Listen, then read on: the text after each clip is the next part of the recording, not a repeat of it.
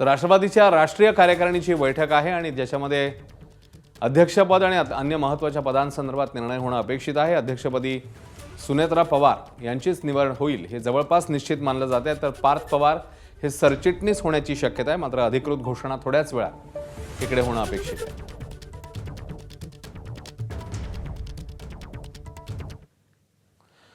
तर येत्या काही मिनिटांमध्ये, येत्या काही काळामध्ये ही घोषणा अपेक्षित आहे। अनेक महत्त्वाचे नेते तिकडे उपस्थित आहेत राष्ट्रवादीचे आणि अजित पवारांच्या अपघातानंतर ज्या पद्धतीने सगळ्या घडामोडी घडल्या त्या अनुषंगाने आता ही बैठक फार महत्त्वाची मानली जाते। राष्ट्रवादीचे सगळे प्रमुख नेते मंचावर आपल्याला दिसत आहेत। सुनेत्रा पवार स्वतः आहेत, त्यासोबतच प्रफुल्ल पटेल, सुनील तटकरे, दिलीप वळसे पाटील, छगन भुजबळ, हसन मुश्रीफ, धनंजय मुंडे ही सगळी नेते मंडळी मंचावर पोहोचलेली आहेत आणि थोड्याच वेळामध्ये आता अधिकृत घोषणा होऊ शकते। या संदर्भात राष्ट्रीय अध्यक्ष, त्यासोबतच राष्ट्रीय सरचिटणीस, अन्य महत्त्वाच्या पदांसंदर्भात इकडे घोषणा अपेक्षित आहे।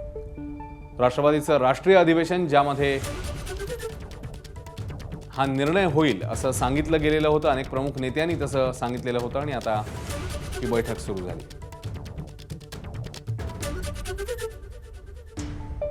दरम्यान पार्थ पवार यांच्या नावावर शिक्कामोर्तब होईल राष्ट्रीय सरचिटणीस म्हणून, अशी सध्याची माहिती आहे। एक शक्यता वर्तवण्यात येते। तर सुनेत्रा पवार राष्ट्रीय अध्यक्ष आणि पार्थ पवार राष्ट्रीय सरचिटणीस होतील अशी सध्याची माहिती आहे। राष्ट्रवादीची दुपारी 12:30 वाजता एक बैठक पार पडली आणि त्या बैठकीतच पार्थ पवार यांच्यावर पक्षीय जबाबदारी सोपवण्याचं निश्चित झालं अशी सूत्रांची माहिती आहे। निलेश बुधावले आपल्याला ताजी अपडेट देतील। निलेश, बैठक तर सुरू झालेली आहे आणि आता अधिकृत घोषणेची औपचारिकता बाकी आहे। निलेश। अश्विन, राष्ट्रवादी काँग्रेस पक्षाच्या राष्ट्रीय अध्यक्षपदाच्या निवडीची ही राष्ट्रीय कार्यकारिणी आहे। यासाठी देशभरातले वेगवेगळ्या राज्यांमध्ये जे राष्ट्रवादी काँग्रेस पक्षाचे नेते आहेत, पदाधिकारी आहेत, त्यांना या बैठकीसाठी निमंत्रित करण्यात आलेलं आहे। काही वेळापूर्वी ज्यांची अध्यक्ष म्हणून निवड होणार आहे त्या सुनेत्रा पवार देखील या ठिकाणी पोहोचलेल्या आहेत आणि बैठकीला आता सुरुवात झालेली आहे।